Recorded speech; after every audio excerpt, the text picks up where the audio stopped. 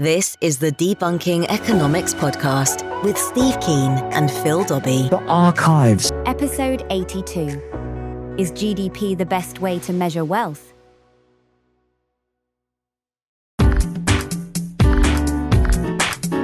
Hello and welcome to the Debunking Economics Podcast with Professor Steve Keen. I'm Phil Dobbie, and today, GDP, is it the right measure of a country's wealth, or is it downright misleading? And if so, is there a better way of seeing how an economy is doing? That's today on the Debunking Economics Podcast. Well, GDP is generally the measure that we use for the wealth of a country, or GDP per capita, perhaps. And that, in theory, can tell us how we're doing compared to some point in history or compared to other countries in the world. Obviously, we need to adjust it for inflation. But, Steve, as a comparative measure, is this the best measure we've got? It's the best we've got, but it's not the best we should have. This is my problem with GDP, is that there's all sorts of fudges in GDP that actually mean it ends up measuring a large number of transactions which are not monetary transactions. Right. They're imputed monetary transactions. So, for example, the classic is if you live in your own home, what the statisticians then do is impute that you're actually paying yourself rent. So if you're living in a nice part of the south of England and you to rent the place you're in would cost £20,000 per year, then every property in that region that's owned by its owner is valued as if it's worth £20,000 per year in flow of accommodation services, and that's added to GDP. Now, no money actually changes hands. It's an imputed financial transaction. Even the inclusion of housing is a bit of a concern, isn't it? Because as we've seen, overinflated house prices in many Western nations, that's pushing up the GDP, because of that imputed measure, is pushing up the value of GDP. But are we any better off for having an expensive house? Well, no, in fact, those things don't turn up in GDP, but the cost of the imputed cost does. Yeah. But the actual elevated house price doesn't turn up there. But, of course, to buy the house, you can't buy the house with imputed money. Well, it still relates, doesn't that mean that the rent is going to be, the imputed rent is going to be higher if the house price is higher, presumably? There is a relationship, but it's not all that strong. If rents control house prices, they'd be a lot lower than they are right now. Yeah, okay. But what you've got a form of feedback between them. But if you think about what's going on here, when we buy houses, which are existing assets, and therefore because they already exist, they're not recorded in GDP. We use money to do that, so you can't buy an existing house without real money, but that's not counted in GDP. Whereas if you look at GDP itself, it does include this imputed rent, which nobody pays. So there's already two fictional elements. We ignore one major source of monetary transactions. We turn another one, which is non-monetary, into monetary. And there are other elements in there as well. They have the value of your computer is astronomically more than you paid for it, because what's actually computed is what's called a hedonic index, to say, well, how does this computer compare in terms of functionality to one that you had 20 years ago? And of course, the answer is the one you've got now is far less functional than the one you had 20 years ago, because of all the stuff-ups that Microsoft have done with Windows make it less functional than a DOS computer 20 years ago. I'm being slightly facetious here. I frankly believe that. But of course, what's actually happened is the other way around. They value it, a PC now, which might cost, a couple of $1,000. Maybe even less than it would have cost 20 years ago. They value it at 20 times what you paid for it, because it can do so much more than the one 20 years ago, and they want to be able to make comparative stats over time. So there's at least three fictional elements in the way we measure GDP to begin with, and there's a fourth. The fourth is financial services, what's called the FI sector, financement and real estate. Now, this is a huge proportion of any economy these days. In the American economy, of course, at various times, profits of the fire sector were 50% of total profits. Now, how do you measure the output of the fire sector? And the way they do it is simply by adding up the wages. So the more, Lloyd Blinkenfeld, whatever he's called, or the guy who runs, Goldman Sachs, et cetera, the more they pay themselves, the more productive they're recorded as being in the GDP figures. So we actually, but if you have the attitude that Michael Hudson has to the scale of the financial sector, and that I certainly share, that it's well beyond the scale where it's necessary to provide credit for corporations and individuals, and is now at the stage where it's parasitic, then I'd actually be wanting to deduct a lot of their so-called contribution to GDP from GDP, because it's a negative contribution. Right. But I mean, it is an easier measure. I mean, there's different ways of measuring GDP, isn't there? I mean, basically we can do just that, look at how much we've earned, or the other way is to look at how much we spent. And that's where you start to get into all of those, assumptions that you have to make around that. I mean, isn't that part of the problem with GDP calculations? They are just so bloody complicated. And what would be the problem if we just looked at how much everybody earned, aggregated it? If somebody is paying themselves a ludicrous wage, won't the market see to that? No, the market doesn't see to that, because they're still paying themselves ludicrous wages a decade after they crashed the financial sector. So don't let the market system won't control there. In fact, it's relative power that sets those prices. And when you've got access to a bucket of money, it's pretty easy to set your own price. And that's pretty much what's happening in the banking sector. So you can't rely upon the market to get that right. But what you do have is, I think, two important weaknesses in GDP. First of all these fictional elements that are added in. That's the whole idea of hedonic prices, the imputed rents, the wages to the finance sector in one instance. Then you have monetary transactions which don't turn up in our measurements of GDP because they're buying existing assets. So we're ignoring a large part of the monetary dynamics of the economy as well. And that's what I want to, my own analysis. So eBay, for example, all of those where I'm buying something that somebody had and I'm buying secondhand. I mean, again, there's also what about, or bartering, so with money not actually changing hands, you're just swapping something. We don't do too much of that these days. It depends on whether a new product has been produced for swapping or not. So, again, there's a fair bit of, having rubbished the stats so far. On the other side, there's quite a bit of sophisticated work being done as to whether you classify output of a factory or output of a handicraft, operation as new goods. You don't include the ones which have already been sold. So there's lots and lots of checking of double counting. There's value. You're looking for value added at different stages. So it's quite sophisticated. Right, but you're looking for value. You're looking for a value add. In other words, in effect, how much are you adding to the value of the economy? But there must be a million and one things that however much you try and count stuff, there must be a million and one examples of things that are not counted. So I'm going to do some work around the house to fix up my house rather than paying somebody to come and do it. If somebody does something, then on that income method, they're going to be measured. They are adding value to my house, or I'm adding value to my house. One way they'll be measured, the other way I won't be. Yeah, but I'd rather have an accurate measure of the monetary transactions in the economy rather than adding all these imputed ones in that don't actually happen, but boosts the apparent level of GDP. The same thing includes for including housework inside there. There have been arguments we should include sex inside there. What would you be paying to go to a prostitute rather than going to bed with your wife once or twice a month? Am I being facetious this morning? So that is the which one's worth the most out of curiosity? Which one's worth the most out of? Which one would you if you had to pay? No comment. No comment. But that is the extent to which it comes down to what's being focused upon in GDP. Are we trying to measure the monetary activities of a capitalist economy, or are we trying to measure the increase in utility generated by our production system? Now, because of the neoclassical / Austrian issues we spoke about just recently, a lot of the measurement of GDP is saying we have to actually measure this imputed increase in the utility everybody is getting, and therefore money is just one particular form of doing that, and we can include these non-monetary elements of our welfare.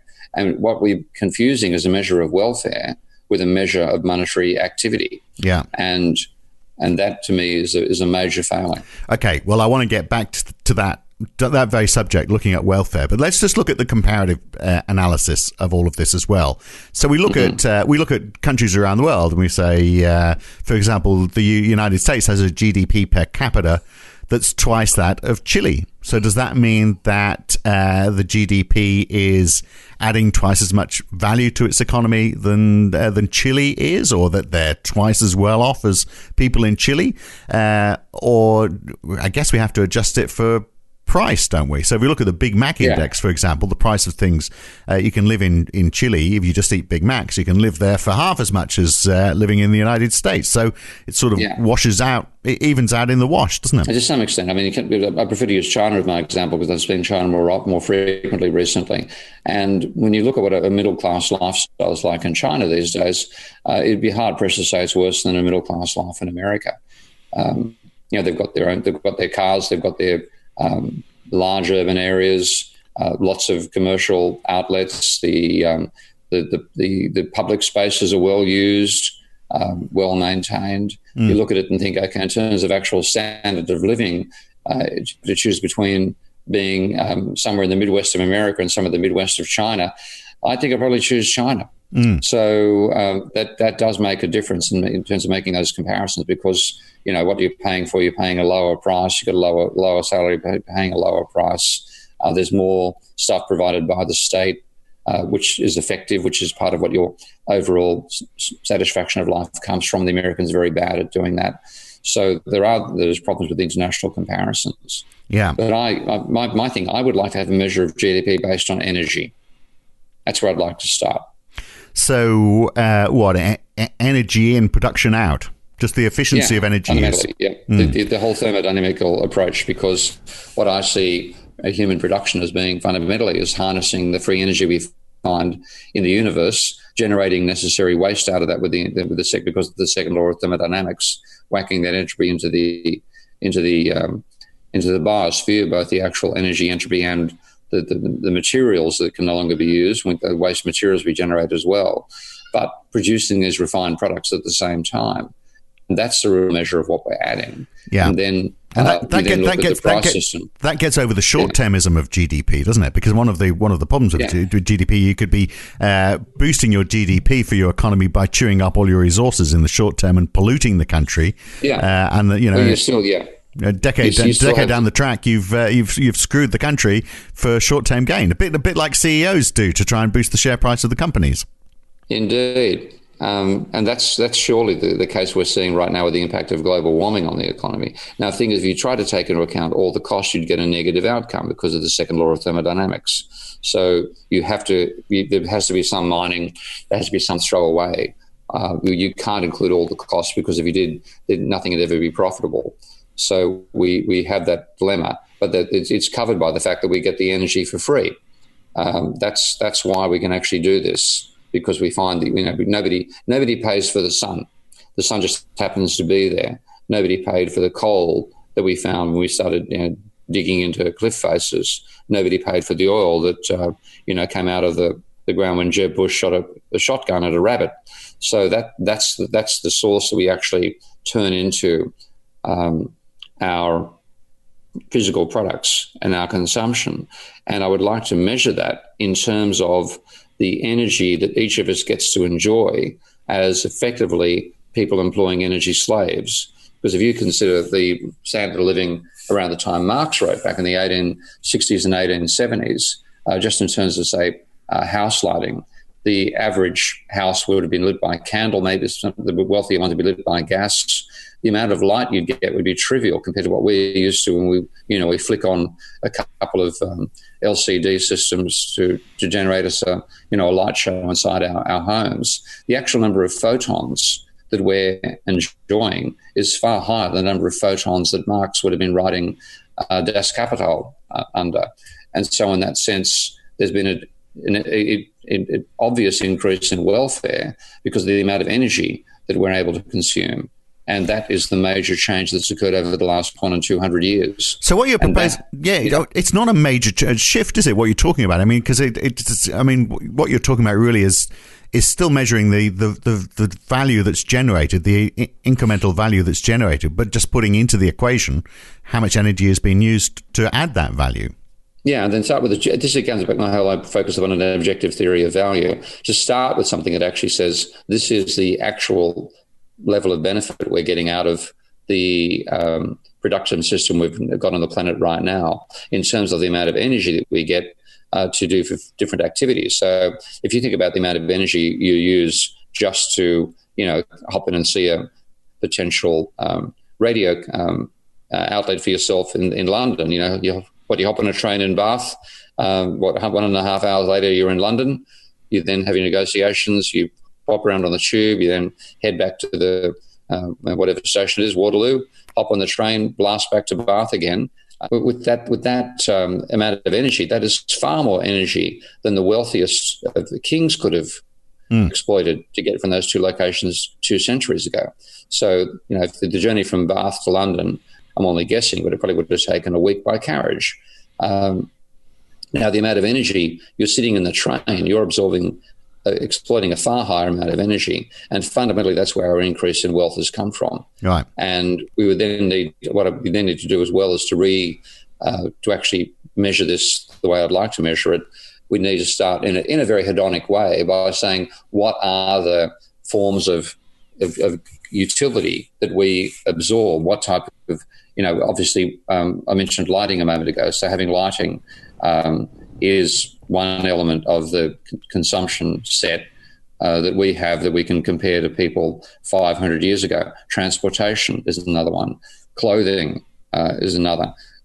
Food, the amount of energy in the food we consume, et cetera, et cetera. You could actually take a look at the production system and devise a sort of end consumption breakdown of the production process, and then say what amount of energy are we therefore consuming in each of these elements, how many megajoules, how many megawatts are we taking in. And on that particular front, just to give you an idea of the scale we're talking about, the average American labourer, if you actually think about the amount of energy they put into production, would peak out at about 1 or 2 old incandescent light bulbs, about 80 to 160, maybe 200 watts of power watts is a measure of energy per second. Yeah. So that's the amount of the energy is moved like you can contribute as a worker is about equivalent to 1 or 2 light bulbs. The amount of energy you can buy with the wage in America is equivalent to about 11,000 light bulbs. So there's that disconnect. So what you're saying is what we need is a form of GDP or a form of a measure of wealth, which is looking at the utility that's derived from the energy that we're putting in. That's in effect what you're saying. Yeah, and that's what I'd like to have. I'd like to start with that as the most objective measure of GDP. Then have another one, which is the monetary measure of GDP, and would also include the transactions on the asset markets. So you'd actually say, look, we're looking at a monetary measure now. We're not looking at total output. That's been covered in the previous phase. This phase is looking at the monetary system. And then you may, if you wanted to go for a hedonic element at the third stage, where you actually include, the value of imputed rent, et cetera, et cetera. So I think it's possible to get to a reasonable set of measures of GDP. But what we're doing at the moment is not a good start. What we haven't talked about is, although you hinted on it earlier on, is income disparity, and that gets hidden in an aggregate measure like GDP. And you mentioned utility, and we've talked about this before. Where you might have a handful of very rich people bumping up the GDP figure, but they're not getting as much out of their spending as poor people would. They're getting more utility for each dollar, so it's sort of skewing the figures. So in both cases, you've got to account for what the diversity of income is in the economy, haven't you? Well, this is again something which you could do with the monetary measure of economic activity, including spending on assets, and then looking at what that gives you in terms of a wealth distribution. So that's why I want to have that strictly monetary measure at one point. And then with that monetary measure, you can then see what is the skew in the distribution of income and distribution of wealth. And of course, we know that skew is absolutely enormous. And partly in my analysis pinpoints the importance of the level of debt in driving up those wealth disparities, because a large part of the asset valuation is on leverage of assets. So you would need that monetary measure to be able to actually get the inequality in monetary terms accurately measured. And what about happiness, Steve? Where does that fit into all of this? Isn't GDP, if we're wealthier, aren't we supposed to be happier? So GDP, therefore, if we've got a good, strong GDP, we must all be happier as a result of it. The whole point of us being on this planet, surely, is to be happy. And, it's such a fundamental measure, and it's lost in the world of economics. Never gets mentioned. No, one of the reasons we're here is to enforce the second law of thermodynamics. and generate a greater rate of entropy growth than would exist if humans weren't on the planet in the first place. That's our real purpose in life. I'm just here for a good time. So, what are you doing working in radio, for God's sake? Because I've got the best way of having a good time. But I mean, my point, how do we measure, how do we get the real happiness measure? How do we, because surely that is what counts. Are you better off living in the United States, or are you better off living in China, as you suggested? Well, then you've got to modify what you're looking at in terms of the impact of the distribution of income on well-being. And there's two elements to that. One is, the old classic cliche of a place that had a GDP of 500,000 and then 50% of the population died, the reason being one person earned $1 million per year, the other earned nothing. So you have to cover that particular element. The other is relative. The attitude we have to our well-being being a relative one rather than absolute. So you don't feel particularly wealthy if you're on your dinghy and Donald Trump sails past in his 300-metre yacht. And Donald Trump, if he doesn't feel happy if Larry Ellison goes past him at 350-metre yacht. So there are ways we have to revalue the subjective impact of extreme on your level of well-being. As well as the impact of that inequality in terms of you getting lousy provision of resources versus the wealthy. So the whole idea of the mean, the median, the skew that exists in income distribution, that all has to be taken into account as well to get an aggregate measure of just how happy we are. And the answer seems to be pretty much hitting the GDP level of America and per capita in the 1950s. There's not much of an increase after that in more material welfare. It tends to come from improving social services and improving our capacity to relate to each other. And we've done a particularly bad job of that in the last 20 or 30 years. Well, that leads me to the final question then. Given the GDP measure, the GDP measure we have now and how it's used, given we are so reliant on it, how is it distorting the way our economies operate? I think quite substantially, because the main way there is ignoring the whole monetary system by just focusing upon goods and services purchases, not looking at asset purchase, and then overvaluing the fire sector. So that gives us a very distorted picture of how we're performing. And that's why you get such angst about the productivity figures. The productivity figures are simply dividing GDP by the number of workers that have a job in the economy. And now, if you're having a slump in the finance sector because of a post-2008 downturn, that will turn up as a fall in GDP because you pay less wages. It isn't necessarily a fall in actual productivity. So there are many elements of the current system that exaggerate understate a boom because you're not looking at the amount of money going into the asset markets, understate a slump because you don't look at the collapse in asset prices as well, and gives us a very distorted picture of how we're doing overall. I'm curious you haven't mentioned the word debt once in this half hour. Oh, I think I did somewhere, surely. I said Trump. Okay. But I mean, it's because, surely that's an element of all of this as well, isn't it? You can have, surely you can artificially create strong GDP growth while building up, whether it's sovereign debt or whether it's household debt. Well, that's one of the little examples I use about why does the level of debt as well as the rate of growth of debt have an impact upon the economy. And that's just saying, imagine you have an economy with a GDP of $1 trillion and a debt level of 50% of GDP, where GDP is growing at 10% per annum and debt's growing at 20% per annum. And then you have debt slowing down the subsequent year to growing just at the same rate of GDP. That is my simple example of an economy with a debt level of 50% of GDP, where credit is growing at 20% per annum. The total demand of that economy is $1.1 trillion. There's $1 trillion from GDP, and 20% of half the 50% of GDP gives you another $100 billion coming out of credit demand.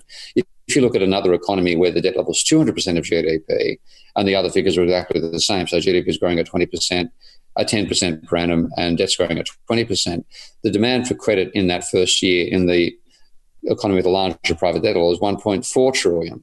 So $300 billion higher than the other, because 20% of $2 trillion is $400 billion, and you add that to total demand. So the economy with the larger growth of credit and the high level of debt as well can look like it's a very prosperous economy, and then it will collapse when the rate of growth of credit slows down. So, in a nutshell, we're saying that a better measure to replace GDP is some measure that looks at how efficiently we're using the energy we're consuming, and throwing into that we need some form of understanding of the wealth distribution as well. As a starting point, and then the monetary system. Well, you have one level based on energy, another based on money, and a third level based on, if me might say, hedonic adjustments, and also potentially a fourth level on the happiness. How do we feel? How happy do we feel overall? Partly based on the energy that we're getting to consume, partly based on the access the monetary system gives us to that energy, and then finally based on the extent to which we feel peeved when we see people with awful orange suntans enjoying far, far larger amounts of this money than we get to enjoy. But you know what? I don't think he's happy. That's the one thing we can all take out of this. I don't think he's happy. We're all happier than he is. Look, it's a good start, isn't it? Well, let's hope Melania is not happy. Yeah. It's a good start. Thanks, Steve. We'll catch you again soon. Okay, mate. Yep. There we are, Steve Keen, and please feel free to add your comments either on the Patreon site or at debunkingeconomics.com if you've got anything to add to today's podcast, and also leave your suggestions too for other topics you'd like us to cover this year on the Debunking Economics podcast. That's it for this week. I'm Phil Dobbie. We'll catch you again very soon. Thanks for listening.